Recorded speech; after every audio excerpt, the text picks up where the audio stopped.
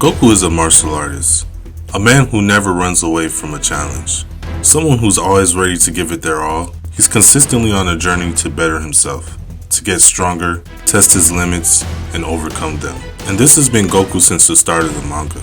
And we didn't know it at the time, but we could attribute most of this to his biology. Him being a Saiyan, it is hardwired into his DNA for him to enjoy battle, and it is only through martial arts and a bump to his head that his bloodlust is tempered. And throughout the series, we see how Goku grows into being the ultimate warrior, not being overcome by his emotions and anger, something that is very common among Saiyans, but instead using that as fuel to increase his power and to reach new heights. And while he has succumbed to rage before due to him not being perfect, we've come to see him be fully in control of his emotions, allowing him to master Ultra Instinct, the technique of the divine. So while he hasn't always been the strongest, his philosophies and training have helped him defeat numerous enemies, but it's also granted him another ability, the ability to dominate his enemy's spirits. And I know a lot of you are saying to yourselves, I've never witnessed that ability, but I assure you that you've seen it many times. Goku has Conqueror's Haki. No, I'm just kidding, he doesn't, at least not in the literal sense. But he does have something that adopts the same fundamental principles as Conqueror's Haki. In the world of Dragon Ball, there's a precedent on what the ultimate warrior is. Countless times after time, we see that for the most part, the strongest warriors are usually ruthless, vicious fighters that show no mercy in battle and destroys their enemies.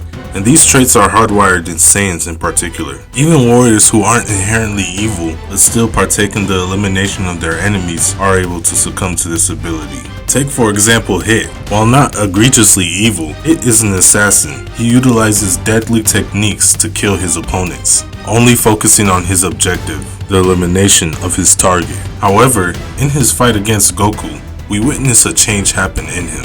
Goku's emphasis on self-improvement allowed him to compete evenly with Hit, a man who over the course of his 1,000-year lifespan has won countless battles. And even though he was able to easily defeat Vegeta, couldn't replicate that same success with Goku. In their fight, Goku was actively improving, using his skills and training as a martial artist to counter Hit's techniques. And he succeeded in dominating Hit's spirit, transforming him from an assassin to a martial artist. And we saw that even after their fight, it worked actively to improve his abilities in order to contend with Goku in the future.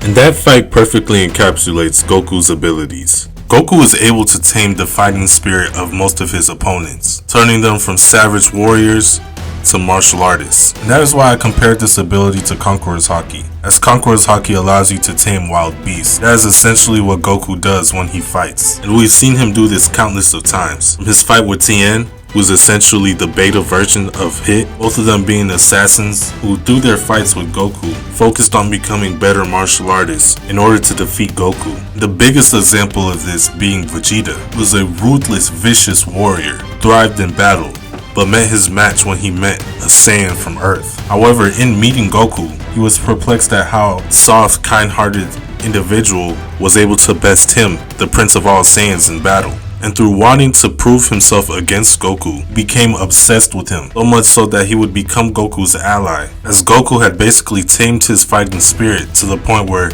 he wasn't actively causing destruction to other people, but was more so focused on beating Goku, training tirelessly to get stronger and adopting the principles of a martial artist. And due to his prolonged exposure to Goku, this led to him becoming a father, which helped to rid him of his evil ways, essentially taming his savageness and dominating his evil spirit. And this had the most drastic effect on Vegeta just due to his prolonged exposure to Goku, but even characters with less time spent with Goku still experienced this. Take Frieza for example. Frieza, a being who many could call the epitome of evil, Frieza in his battle with Goku saw him get massively stronger, and Goku intentionally allowed Frieza to use his maximum amount of power in order to break his spirit. And by doing this, he made Frieza his arch nemesis, and Frieza has now dedicated his entire life to destroying and defeating Goku. In Resurrection of F, he trained for what he said was the first time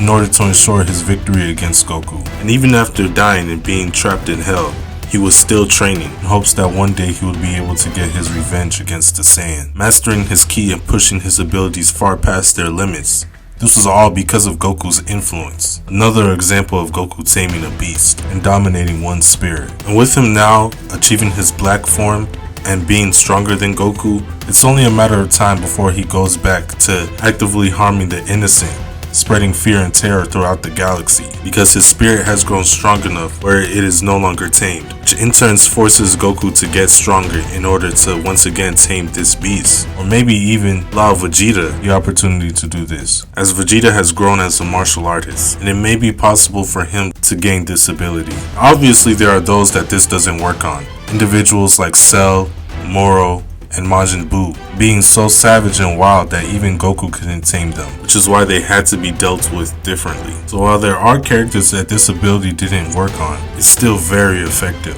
This ability stems from Goku being a martial artist who strives to push himself and be the best version of himself, not needing to rely on ruthlessness or any evil qualities in order to achieve victory in battle. This is also why over the years Goku has amassed many rivals, as by utilizing this technique, he unknowingly causes his opponents to be infatuated with him, as they want to prove themselves against him. This is how Goku is able to make them his allies. But what do you think about this? Did I identify a common trait that Goku has, or am I just reaching? Let me know what you think about this in the comments. I hope you guys enjoyed this video, as I really dive deep into what happens when Goku engages in battle with another person. So let me know your thoughts. Make sure to like this video if you enjoyed it, and subscribe to the channel if you enjoy the content I make. Turn on your post notifications so that you don't miss anything that I put out, and as always, stay safe. It's the boy who cried, Super Saiyan, signing out. Bye.